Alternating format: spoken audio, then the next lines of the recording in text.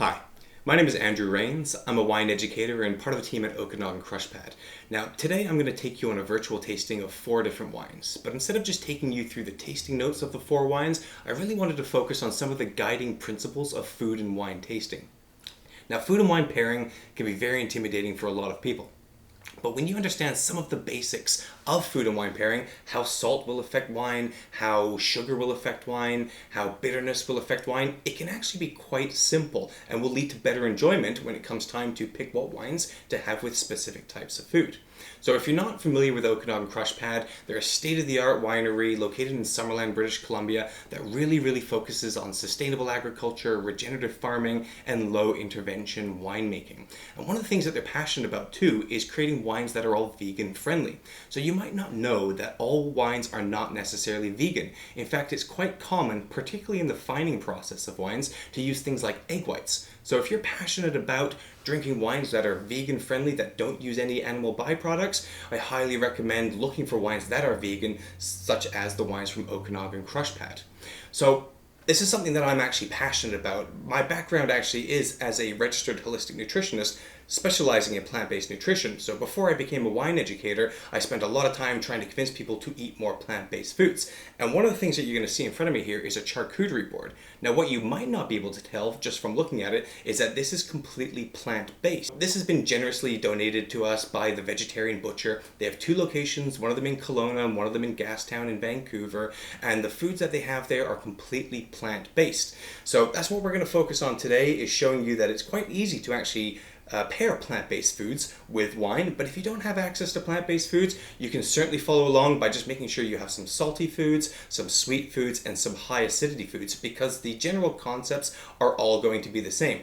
That being said, if you want to fully follow along with me with this wine and food tasting, I highly recommend checking out the Vegetarian Butcher at the vegetarianbutcher.ca, where you can actually purchase this exact same charcuterie board and you can fully follow along with the tasting as well. So without further ado, let's start with the wines. We've got the Narrative XC Baby Sparkling, then we're going to move on to the Many Hands Rosé. From there, we're going to get into some white wine where we're going to have the Narrative Riesling, and then finally we're going to finish off with one of my personal favorite wines, the Haywire Waters and Banks Pinot Noir. And I always like to start a wine tasting with some sparkling wine, so we're going to start off with the Narrative XC Baby. So let's get into this wine tasting and talk about some of just the basic rules when it comes to food and wine pairing. Now, before we even get into flavors and matching flavors or contrasting flavors, one of the things that you want to focus on with food and wine pairing is the weight of the food and the weight of the wine. So if you're having something that's a heavy dish, you want more of a full-bodied wine, because if you have, say, a heavy cream-based pasta with a very light white wine, the wine will actually just get lost. So kind of keep that in mind as rule number 1. You want to match the weight of the food with the weight of the wine. Now, beyond that, that's where we really want to focus on the flavors of the food and the flavors of the wine. And there's actually 2 different ways of looking at this. There are complementary flavors, right? So kind of that idea of what goes together grows together. And then there's contrasting flavors, such as sweetness with bitterness, which actually sounds like it wouldn't work very well, but works perfectly well. So a good example would be a port wine, which has got a decent amount of sweetness on it, high alcohol, pairs very well with something like blue cheese, whether it's normal blue cheese or a cashew-based blue cheese, right? The bitterness of the blue cheese pairs very well with the sweetness of the wine. So we want to look at contrasting flavors, we want to look at complementary flavors, but what we're going to focus on with the Narrative XC is a complementary flavor food pairing.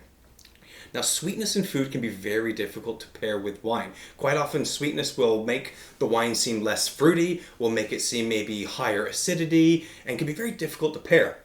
But what we've got with the Narrative XC, which is a sparkling wine made from Pinot Blanc with a little bit of red wine in there to add some color, is a fantastic wine made in the Charmat method, same as Prosecco, that has just a touch of sweetness on the tip of the tongue. And that's very common with sparkling wines, because they can be such high acidity that sometimes they can be really austere. But if they have a little bit of sweetness in there to match the acidity, they become more enjoyable and actually more food friendly. So what we're going to do is just take a look at the wine, give the wine a bit of a sniff, And straight away, you're going to notice strawberry, you're going to notice raspberry, a lot of these red berry flavors in there, and a few more. But what that means is that I can actually pair this with something like strawberry, which would normally be very difficult to pair. Strawberries have a lot of flavor. Strawberries are quite sweet, so quite often that will be problematic for wine. But because this has got a little touch of sweetness, it's going to complement it quite well. So if you can take a strawberry, take a bite. And you always want to try it with the food first and then the wine, because more often than not, the food will affect the wine rather than the wine affecting the food. Now, if we take a sip, we're going to notice that those flavors really complement each other because there's strawberry in the wine, strawberry obviously in the food that we're having, and they complement each other quite well. You might even notice that the strawberry makes the wine seem a little bit less sweet. But because this wine has got enough sweetness on the tip of the tongue, as well as enough fruit in there, it actually complements itself very well. We could even have a bit of the chocolate, because this is actually raspberry chocolate, with the wine, and it will just make the wine seem even a little bit less sweet. So it'd be a good exercise to try.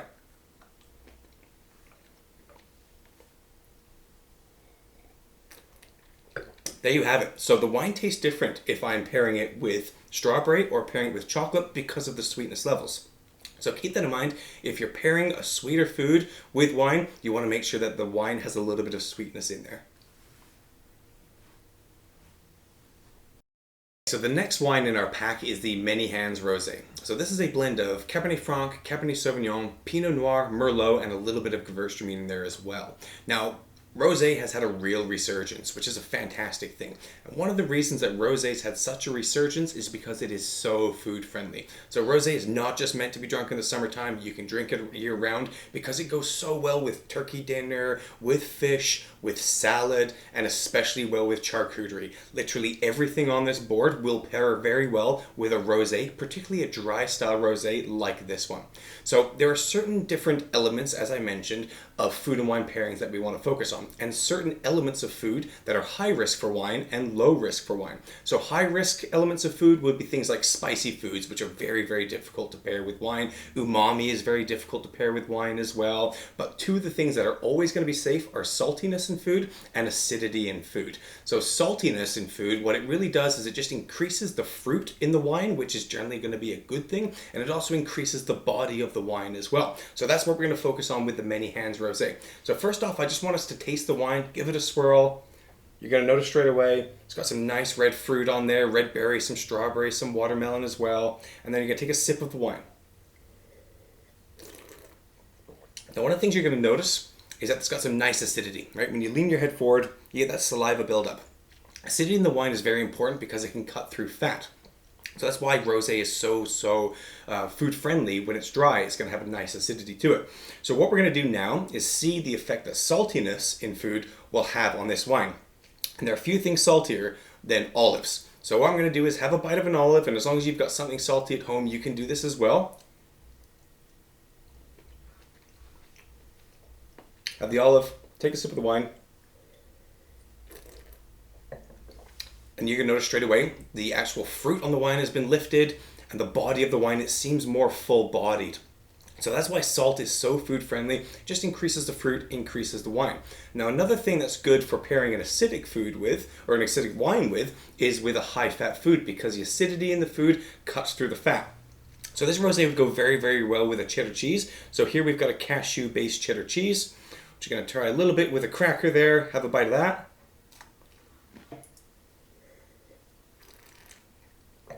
And right there, they complement each other extremely well because the acidity in the rosé is cutting through the fat in this cashew-based cheese. So rosé wine, incredibly versatile, incredibly food-friendly, and always a safe bet, particularly if you have a charcuterie board.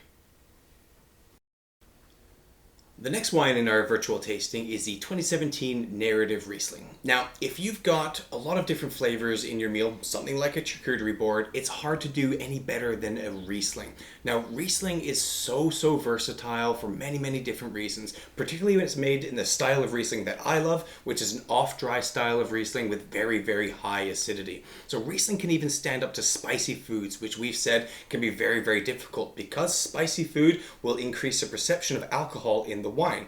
Now, Riesling will usually be a wine that has lower alcohol. In fact, this one has 10.5% alcohol. So a little bit of spice in the food will increase the perception of alcohol, which in this case with the Riesling won't be bad at all because there's a little bit of sweetness in there, which will counterbalance that.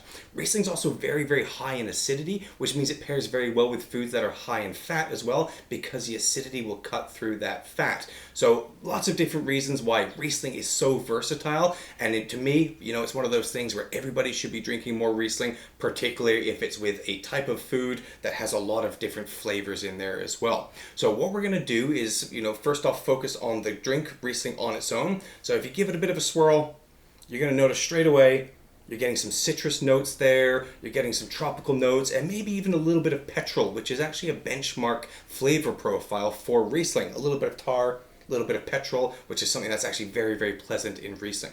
Now, we've talked about complementary flavors, right? We had the sparkling wine and the rosé would go well with a strawberry, but then we also kind of look at contrasting flavors that don't sound like they would be very complementary, but actually work very, very well. So something like a bitter food with a sweet wine pairs incredibly well. Blue cheese with port is a fantastic pairing because it's got a little bit of sweetness in there, which will go so well with the bitterness of the blue cheese. So that's what we're going to focus on first off.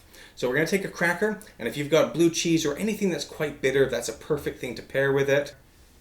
We're going to give that a taste and then pair that with the wine. So you're going to notice straight away that paired beautifully. The bitterness in the blue cheese complemented the sweetness in the Riesling incredibly well. Again, it seems like it wouldn't go well together, but these flavors, despite the fact that they're contrasting, actually complement each other quite well. And as I said, this even works with something that's got a little bit of sweetness. So what we've got here is a black fig jelly with Australian macadamia and a little bit of Jamaican allspice in this jam. It is absolutely fantastic, and the Jamaican allspice definitely gives it a bit of a kick, which would be very difficult to pair with wine unless you've got something like a Riesling. So first off, we know that this jelly is going to go really well with the blue cheese because of the sweetness in the figs is going to go well with obviously the bitterness of the cheese. So if we take a bite of this and then drink the wine, that's a fantastic combination right there, right? It's got enough sweetness to stand up to the Jamaican allspice, and obviously the sweetness in there is also going to pair really, really well with the bitterness. So Riesling is one of those things, it's so versatile, goes with a lot of different types of foods. So if you're stuck, you don't know what to pair your food with, you can't go wrong with Riesling, particularly for something like a charcuterie board, which has so many different flavors. You want to be able to find a wine that's going to go well with a little bit of everything. The final wine in the virtual tasting is the 2016 Haywire Waters and Banks Pinot Noir. Now, Pinot Noir is one of my favorite varietals. It's a very delicate grape that has soft, subtle tannins and real delicate fruit aromas, which is fantastic and makes it quite good for pairing with vegetarian and vegan foods. Very, very versatile grape. So we're going to start off just by focusing on the wine. So this was aged in concrete tanks, which is going to add some nice kind of real roundness to the body of this. But we can see it's a lighter style red wine. We'll give it a swirl and see what type of aromas we get, and then we're going to use that to decide what's the best thing to pair with it. So straight away you're going to get some of the red fruit, some real ripe berries, some strawberry, some raspberry in there, which is fantastic. But I'm also getting a little bit of note of earthiness and some forest flora, which you'll get with a lot of really well-made Pinot Noirs, which is what makes them so complex and so delicate. So this does make it quite good to pair with all types of different foods. Now, when it comes down to taking a sip of the wine, what I want you to really think about is the tannins in the wine. So we don't have to think about that with sparkling wine, white wine, rosé wines, but when it comes down to red wines and pairing types of foods with it, we really want to think about the tannins. So just think about kind of that grippiness, that drying sensation that we're going to get in front of our teeth, behind our gums. That's the effect of the tannins, and it's what gives red wine a structure. So we'll take a sip. All right, beautiful wine, soft, silky tannins. So basically what happens with tannins is they bind to proteins, which is why quite often you'll drink a red wine that's very high in tannins, real grippy tannins, and it's almost undrinkable without some food. So when it comes to pairing red wine with food, we quite often want to have something that's high in protein because the tannins will bind with that protein. Now these are nice, soft, silky tannins, so we don't need a giant steak to pair with this Pinot Noir. Basically anything that has some protein in there is going to react with the tannins, and make the tannins seem even a little bit softer. So we actually have two different meat alternatives here with this charcuterie board. And the first one we have is actually a smoked tofu. So the smokiness in this is actually going to go quite well with the smokiness or the earthiness, kind of the forceful aromas in the wine. So we'll take a bite of this and see how it complements the flavors. And I also want you to think about how the tannins might change from the first time that you tasted it after having it with something like protein. There you go. So smokiness in food can be quite difficult with wine, but this Pinot Noir, because of the earthiness in there, really stands up to it. Now finally we've got here what's called the Black Forest Whack Ham by Plant Based. And this is very, very high in protein. So this is going to be an even better kind of example of how the tannins in the wine are going to pair with the proteins. So we'll take a bite of the whacked ham here, and remember that that's going to affect the tannins of the wine, and we'll see how it changes the tannic nature. So to me, that's even a better pairing with this wine because of the high protein really seems to kind of, bind with the tannins and make the tannins even a little bit softer, a little bit silkier. And these tannins were already very soft and silky. I think it really changed the wine in a very, very nice way. So keep that in mind. If you've got red wine that has a decent tannic structure in there, you want to pair it with protein. And that could be all types of different proteins, but as long as it has some protein to pair with it, it's going to react very, very nicely with the tannins. So that's one thing we always want to keep in mind. Red wine pairs very, very well with proteins. So that concludes the virtual tasting. I hope you enjoyed the wines that we went through and maybe learned a thing or two about food and wine pairing. Now, a lot of people will tell you, you can't have this food with that type of wine. You can't have red wine with fish, or you can't have white wine with red meat. Just remember, you can pair whatever wine with whatever food you want as long as you enjoy it, right? People make it intimidating, but food and wine pairing can be very simple. And I hope you learned a few things today about how simple food and wine pairing can be, and are maybe even a little bit more open to experimenting even with different types of plant-based foods and how they can pair with vegan wines as well. So again, a big thank you to our friends at The Vegetarian Butcher. Check them out at vegetarianbutcher.ca. And if you want any more information about the wines, you can visit okanagan.crushpad.com, and we hope to see you up at the winery soon. You might not even know that not necessarily all wines are vegan as well. So wines become not vegan when sometimes things are used infiltration. So I always like to say that every wine tasting should start with some sparkling wine. Sparkling. And maybe see if we can focus on the best ways to prepare blooper. So a lot of people will say to you, okay, you can't have white wine with red meat, with a steak, and you can't have white wine. That's got your white wine with. Just white wine, and you can't have white wine. It's got a little bit of sweetness. So what we've got here is a black fig